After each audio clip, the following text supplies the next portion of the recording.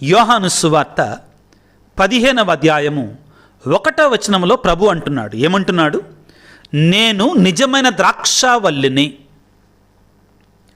జాగ్రత్తగా ఆలకించండి. నేను నిజమైన ద్రాక్షావల్లిని. నేను నిజమైన ద్రాక్షావల్లిని. ప్రభు ఎందుకని నిజమైన ద్రాక్షావల్లిని అంటున్నాడు? ద్రాక్షావల్లి అనొచ్చు కదా, కానీ నిజమైన ద్రాక్షావల్లిని అనే పదం ఎందుకు వాడుతున్నాడు? చాలా ముఖ్యమైన పదం, ధ్యానం చేసుకోవాలి. ఎందుకని అంటే ఇశ్రాయేలు ప్రజలని ద్రాక్ష తోటతో పోల్చుతుంది బైబిల్ గ్రంథం. ఇశ్రాయేలు జనాంగాన్ని, ఇశ్రాయేలు ప్రజలందరినీ కూడా కలిపి ఆ జాతిని, ఇశ్రాయేలు జాతిని ద్రాక్ష తోటతో పోలుస్తుంది పరిశుద్ధ బైబిల్ గ్రంథం. ఇర్మియా గ్రంథము ఏమంటుందంటే, నేను నా ప్రజలను ఒక ద్రాక్ష తోటలాగా నాటాను, కానీ ఏమైంది? ఆ ద్రాక్ష తోటకి నేను ఏం చేశాను?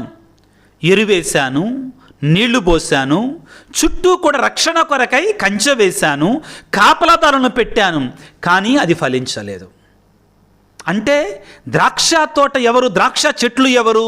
ఇశ్రాయేలు ప్రజలు. కానీ ఇశ్రాయేలు ప్రజలు ఎటువంటి వారయ్యారు? ఫలించని ద్రాక్ష చెట్లుగా మారిపోయారు. తరువాత మత్తయి శుభవార్త, హోషేయ గ్రంథంలో కూడా ఉంటుందండి. కానీ మత్తయి శుభవార్తకు వద్దాం. ఏమంటాడు? అక్కడ కూడా ఇదే ఉపమానం అండి.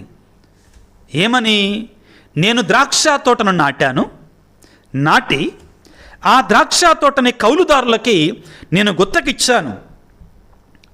మత్తయి శుభవార్త 21వ అధ్యాయం 33 నుండి 45 వరకు. ప్రియులారా, కౌలుదారులకి కౌలుకిచ్చాను, కానీ వారు నా ద్రాక్ష తోటని నాశనము చేశారు, నాకు ఫలాలు ఇవ్వలేదు. ఎవరు వీరు? పరిసయ్యులు, ధర్మశాస్త్ర బోధకులు, ప్రధానార్చకులు, ప్రియులకు దేవుని బిడ్డలారా. కాబట్టి ఈ తోటలన్నీ కూడా తప్పుడు దారిలో ప్రయాణం చేశాయి, ఈ చెట్లన్నీ కూడా సరిగా లేవు. కాబట్టి ప్రభు ఏమంటున్నాడంటే, నేను నిజమైన ద్రాక్షావల్లిని. మూల భాషలోనికి వెళితే నేను మంచి ద్రాక్షావల్లిని, నేను ఫలించే ద్రాక్షావల్లిని, నేను శ్రేష్టమైన ద్రాక్షావల్లిని, ఐఎమ్ ద ట్రూ వైన్. ఇన్ని అర్థాలు ఉంటాయండి మూల భాషలో. కాబట్టి యేసుప్రభు ఏమంటున్నాడు ఇక్కడ? దయచేసి ఇప్పుడు గుర్తుపెట్టుకోండి, నేను ఫలించనటువంటి ఇటువంటి ద్రాక్షావల్లిని కాదు, నేను నిజమైన ద్రాక్షావల్లిని, నేను మంచి ద్రాక్షావల్లిని, నేను ఫలించే ద్రాక్షావల్లిని. ఈ చెట్టు దేవుని చేత ఏర్పాటు చేయబడినటువంటి క్రీస్తు, ఫలించే చెట్టు. ప్రియులారా, ప్రియులకు దేవుని బిడ్డలారా, ఇశ్రాయేలు ప్రజలకి 3 అనాలండి, 3 విషయాలు చాలా ఈజీగా అర్థమవుతాయి. మొదటిది ఏంటంటే గొర్రెలు, రెండవది ఏంటంటే ద్రాక్ష తోట, మూడవది ఏంటంటే గోధుమ పంట. అర్థమై ఉంటుంది మీకు ఇప్పుడు. గొర్రెలు, ద్రాక్ష పంట, ద్రాక్ష తోట, ద్రాక్ష రసము, మూడవది గోధుమ పంట. ప్రభు ఎప్పుడూ కూడా వారికి అర్థమయ్యే భాషని, వారికి అర్థమయ్యేటువంటి ఉపమానాలను తీసుకొని తనకు అన్వయించుకొని దేవుని యొక్క సందేశాన్ని, భావగర్భితమైన సందేశాన్ని ప్రజలకు అతి సులువుగా చేరవేస్తున్నారు, అర్థమయ్యే భాషలో చెప్తున్నారు. వారికి అర్థమయ్యేటట్లుగా నేను నిజమైన ద్రాక్షావల్లిని. ద్రాక్ష చెట్టుని నాటడం అంత సులువు కాదండి, చాలా లోతుగా నాటాలి. దానికి చేయవలసినటువంటి పోషణ అంతా చేస్తేనే అది పండుతుందండి. చాలా శ్రమతో కూడినటువంటిది. ముఖ్యంగా ఈ జర్మనీ దేశం నుండి క్రిందికి వెళుతున్న సమయంలో, ఇటలీ దేశానికి వెళుతున్న సమయంలో ఆల్పెన్, డాలమీటన్ అవి దాటి వెళుతుండగా కొండలు ఉంటాయండి. ఆ కొండల మీద ఏటవాలు ప్రాంతంలో ఈ ద్రాక్ష తోటలు చాలా సుందరంగా ఉంటాయి పిల్లారా, చాలా అందంగా ఉంటాయి, కనులకు చాలా సుందరంగా కనబడతాయి. ప్రియులకు దేవుని బిడ్డల చాలా కష్టసాధ్యమైనటువంటిది. ప్రభువు తనను తాను ఒక ద్రాక్ష చెట్టుతో పోల్చుకుంటూ మనందరినీ కూడా దానిలో భాగస్వాములను చేస్తున్నాడు. ఒంటరివాడు కాదు, మనందరము కూడా దానితో ఉండాలి, ఆ చెట్టుతో ఉండాలి. మనందరం కొమ్మలు రెమ్మలం, మనందరము కూడా. అంటే ఆయన ఈ శ్రీ సభ, ఈ సంఘము, లేక ఈ చర్చ్, ఏది చర్చ్ అంటే రాళ్లతో కట్టింది కాదండి, ఈ శ్రీ సభ అనే సంఘము ఆయనే పునాది ప్రియులారా, ఆయనే చెట్టు, మనందరము కూడా కొమ్మలు రెమ్మలు ప్రియులారా. కాబట్టి ప్రభు ఏమంటున్నాడంటే, మొదటిగా నేను నిజమైన ద్రాక్షావల్లిని. ఈ భాష ఇశ్రాయేలు ప్రజలకి చాలా సులభంగా అర్థమయ్యేటువంటి భాష, శిష్యులకి సులభంగా అర్థమయ్యే భాష. ఈ ద్రాక్ష తోటను వెయ్యగానే సరిపోలా, దానికి చుట్టూ కూడా కాపలా వెయ్యాలి, కంచె వెయ్యాలి, కౌలుదారులను పెట్టాలి, సంరక్షకులను పెట్టాలి, దానికి నీటిని ఏర్పాటు చేయాలి, ఎరువు వేయాలి, పీడ రాకుండా చెడ రాకుండా మందులు కొట్టాలి, ఇవన్నీ కూడా చేయాలి. కష్టసాధ్యమైనటు పంట. రెండవది ఏమంటున్నాడంటే, చాలా ముఖ్యమైన మాట ప్రియులారా, గుర్తుపెట్టుకోండి ఈ మాట, అధికముగా ఫలించాలి నా కొమ్మలు నా రెమ్మలు. దేవుని కోరిక ఏమిటి అంటే, తన కొమ్మలమైన మనము ఫలము లేనటువంటి వారముగా ఉండకూడదు. ఫలము లేనటువంటి వారు ఎవరు? ఇశ్రాయేలు ప్రజలు. వారు ఫలాలను ఇవ్వాల, మనం అలాగా ఉండకూడదు తన బిడ్డలో.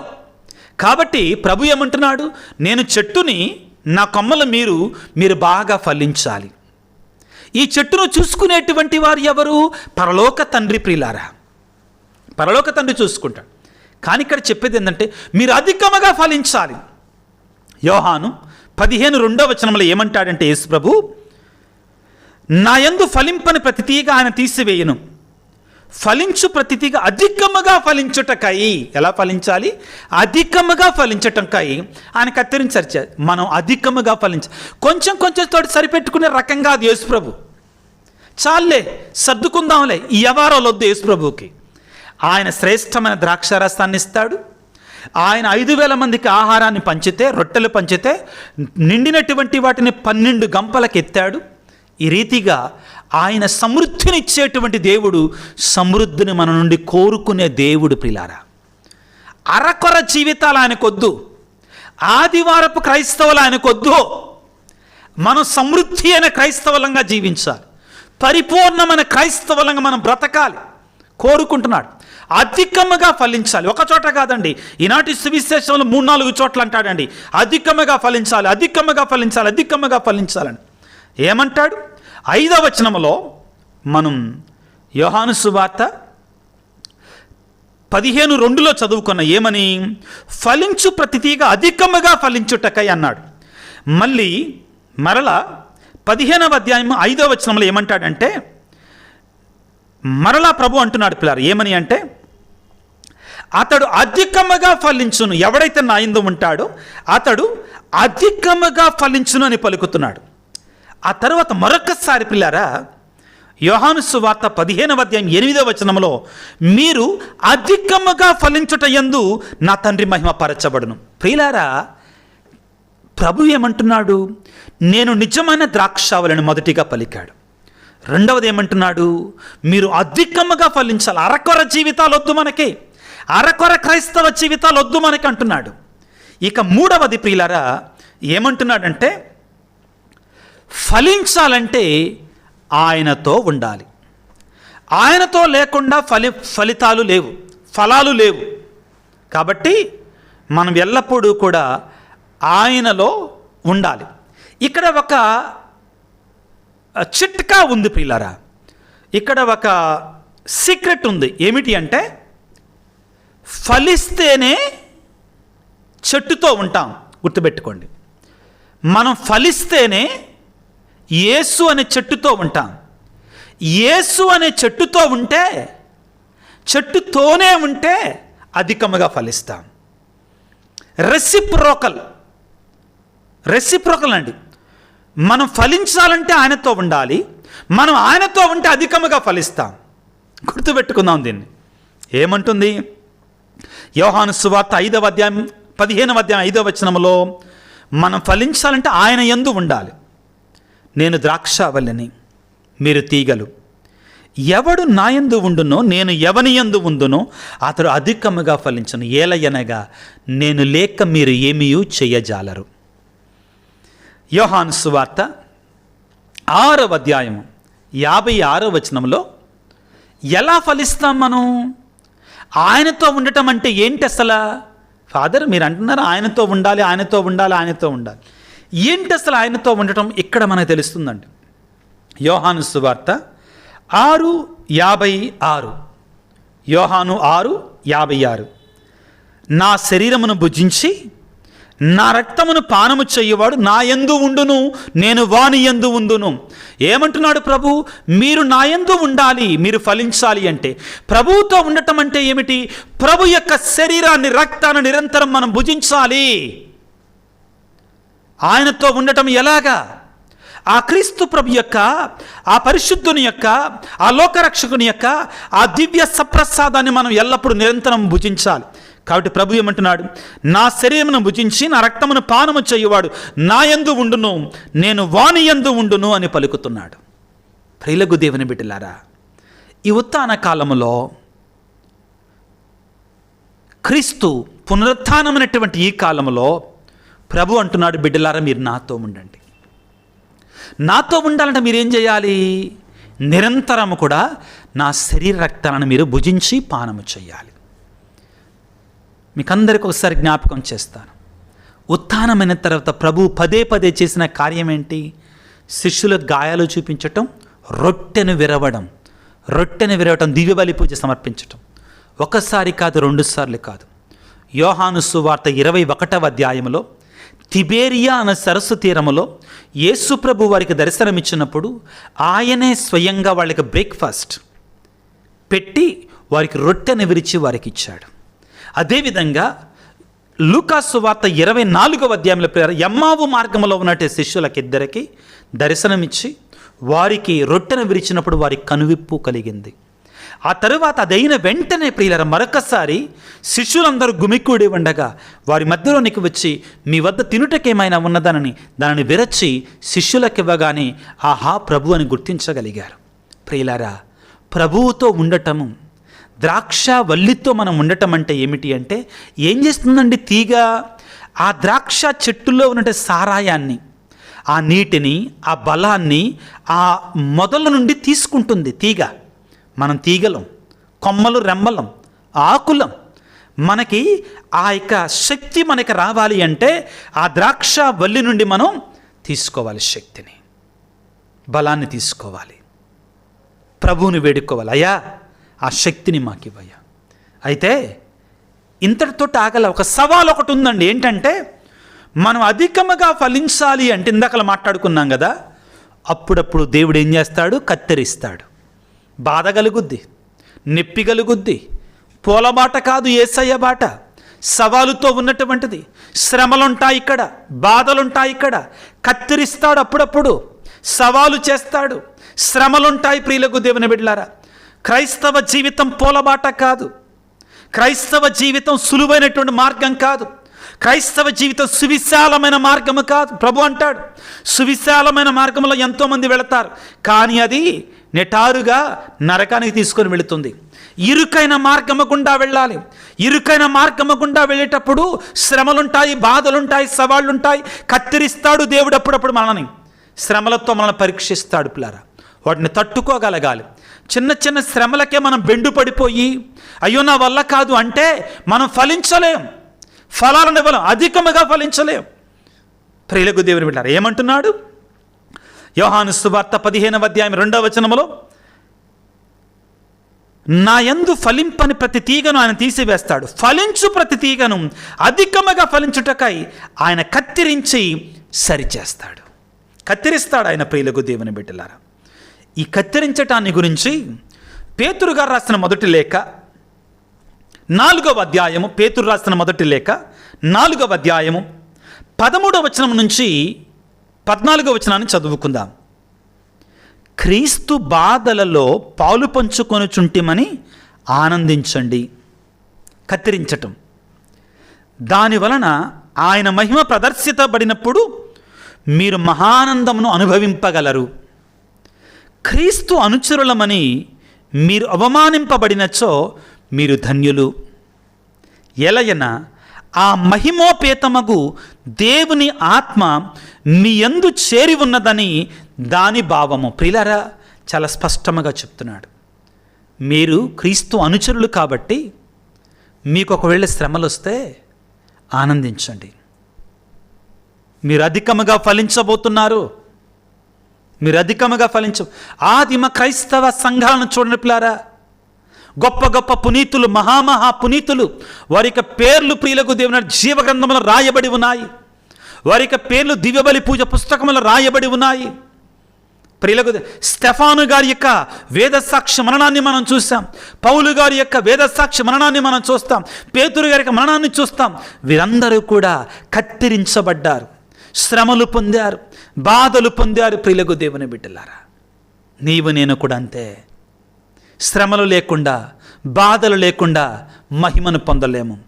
పౌలు గారు చెప్పినట్లుగా నేను మంచి పోరాటమును పోరాడితని, మామూలుగా వెళ్ళాల, పోరాడాడు ఆయన. పోరాటం అంటే ఏంటి? కత్తి దూసి యుద్ధం చేయటం. ఎవరి మీద? తోటి వాళ్ళ మీద కాదు, సైతాను మీద, సాతాను శక్తుల మీద పోరాటం ఇది. కత్తిరిస్తాడు దేవుడు మనల్ని, ప్రియులకు దేవుని బిడ్డలారా. కాబట్టి ఏమంటున్నాడు? క్రీస్తు బాధలలో మీరు పాలు పంచుకొనుచున్నప్పుడు మీరు ఆనందించండి. దాని వలన ఆయన మహిమ ప్రదర్శింపబడిన నాడు మీరు మహానందమును అనుభవింపగలరు. 16వ వచనాన్ని కూడా చదువుకుందాం. క్రైస్తవులైనంత మాత్రమునకే మీరు కష్టపడవలసి వచ్చినచో దానికి సిగ్గుపడకండి. అంతేకాక మీరు క్రీస్తు నామమును ధరించినప్పుడు దేవునికి కృతజ్ఞతా స్తోత్రాలు చెల్లించండి. శ్రమలు వచ్చినప్పుడు, చిన్న చిన్న శ్రమలు వచ్చినప్పుడు, సవాళ్ళు వచ్చినప్పుడు భయపడకండి, కుంగిపోమాకండి. నా దేవుడు నాకు తోడుగా ఉన్నాడు, నేను నీతివంతంగా ఉంటాను, ధర్మబద్ధంగా ఉంటాను. అయినా కానీ శ్రమలు వస్తున్నాయా? నీ క్రైస్తవ జీవితంలో, నీ సంఘములో నువ్వు నీతిగా ఉన్నా కానీ దేవుడిని కత్తిరిస్తున్నాడా? నువ్వు ఫలించబోతున్నావు అధికంగా. బిడ్డ, గుర్తుపెట్టుకో. నువ్వు ఒక కాన్వెంట్లో ఉన్నప్పుడు కానీ, ఒక గురువుగా ఉన్నప్పుడు కానీ నీకు సవాళ్ళు ఎదురవుతున్నాయా? శ్రమలు ఎదురవుతున్నాయా? నువ్వు ఫలించబోతున్నావు. అధికముగా ఫలింపజేస్తున్నాడు దేవుడు నిన్ను. త్వరలోనే ఫలింప చేయబోతున్నాడు దేవుడు నిన్ను. గుర్తుపెట్టుకో ప్రియబిడ్డ, నువ్వు దీవించబడుతున్నావు. 4 ముఖ్యమైనటువంటి విషయాలు ఈరోజు మనం ధ్యానించాలి. యేసు అంటున్నాడు, నేను నిజమైన ద్రాక్షావల్లిని. నిజమైన ద్రాక్షావల్లిని ఎందుకు అనాలి? మొదటిగా, ఫలించని ద్రాక్ష చెట్లు చాలా ఉన్నాయి. ఇశ్రాయేలు ప్రజలు. యేసే నిజమైన ద్రాక్షావల్లి, తండ్రి దేవుడు నాటినటువంటి ద్రాక్ష. మనందరం కొమ్మలు రెమ్మలు. ప్రియ, రెండవది దేవుడు మన నుండి కోరుకునేది మనం అధికముగా ఫలించాలి. అరకొరగా కాదండి, అధికముగా ఫలించాలి బిడ్డలారా మనందరము కూడా. మూడవది, ఫలించాలంటే మనం ఆయనతో ఉండాలి, ఆయన అంటి పెట్టుకొని ఉండాలి. ఏమిటి అంటి పెట్టుకొని ఉండటం? వాక్యాన్ని చదవాలి, ప్రార్థనా జీవితము, దివ్య సంస్కారాలు, దివ్యబలి పూజ, ఇవన్నిటిలో కూడా మనం ఎల్లప్పుడూ కూడా పాలు పంచుకోవాలి. ఐక్యముగా ఉండాలి, సంఘం ఒకటిగా ఉండాలి. చివరిగా శ్రమలు వస్తాయి, సవాళ్ళు వస్తాయి. మణిపూర్ శ్రమలను చూసి చాలా చోట్ల శ్రమలు వస్తున్నాయి పిల్లారా. కాబట్టి అయినా కానీ భయపడకుండా ఆయనతో ఉండాలి. అప్పుడు మనం ఫలిస్తాం, అధికముగా ఫలిస్తాం. 30 60 100 ఫలిస్తాం పిల్లారా. అటువంటి శక్తిని, అనుగ్రహాన్ని, ఫలభరితమైనటువంటి కొమ్మలు రెమ్మలుగా యేసయ్య అనేటువంటి ద్రాక్ష చెట్టుకి అంటుకొని ఉండే బిడ్డలాగా మనం దీవించమని ఆ దేవాదేవుని తలలో వంచి ప్రార్థన చేసుకుందాం. సర్వశక్తిమంతుడా, సర్వోన్నతుడా, ప్రేమమయుడా, మీకు స్తోత్రాలు, వందనాలు తండ్రి. ఇదిగో ఈనాడు మీరు మాకు ఇచ్చినట్టు వాక్యాన్ని బట్టి మీకు స్తోత్రాలు తండ్రి. మీరే నిజమైన ద్రాక్షావల్లి, మేము కొమ్మలు రెమ్మలు మాత్రమే. మీ యందు ఉంటేనే మేము ఫలిస్తాం, అధికముగా ఫలిస్తాం. మీరు మమ్మల్ని అప్పుడప్పుడు కత్తిరించి సరిచేసి ఇంకా ఫలించాలని కోరుకుంటారయ్యా తండ్రి. మా జీవితాలలో మేము కొన్ని సందర్భాలలో ఈ శ్రమలు మాకొద్దని మీ నుండి దూరం అయిపోతున్నాం. మాకు నేర్పించండి తండ్రి. మీ యందు ఉంటే సమృద్ధి, మీ యందు ఉంటే ఫలాలు, మీ యందు ఉంటే శ్రమలలో కూడా ఊహించనటువంటి గొప్ప గొప్ప కార్యాలను మేము చవి చూస్తాం. ఈనాడు ప్రభువా, ఈ వాక్య పరిచర్యలో పాల్గొంటున్న బిడ్డలను దీవించు నాయన, ఆశీర్వదించు. వారి కుటుంబాలను దీవించండి నాయన, మా సంఘాలను దీవించండి. ముఖ్యముగా అనారోగ్యముతో బాధపడుతున్న ప్రతి బిడ్డను ప్రభువా, నీ గాయపడినటువంటి హస్తాలతో, నీ పరిశుద్ధ రక్తముతో పడి కడగండి, శుద్ధి చేయండి, స్వస్థపరచండి. కుటుంబాలలో శాంతి సమాధానం వారికి నిజమైన శాంతిని సమాధానం దయచేయండి. ప్రత్యేకమైన రీతిలో యేసు రాజా, నేను ప్రభు ఈ రోజున ఎవరైతే క్రైస్తవులు శ్రమలు పొందుతున్నారో, నీ నిమిత్తమై ప్రభు పాటులు పొందుతున్నారు. ఆ బిడ్డల కొరకే ప్రార్థిస్తున్నాను తండ్రి. దీవించండి, ఆశీర్వదించు.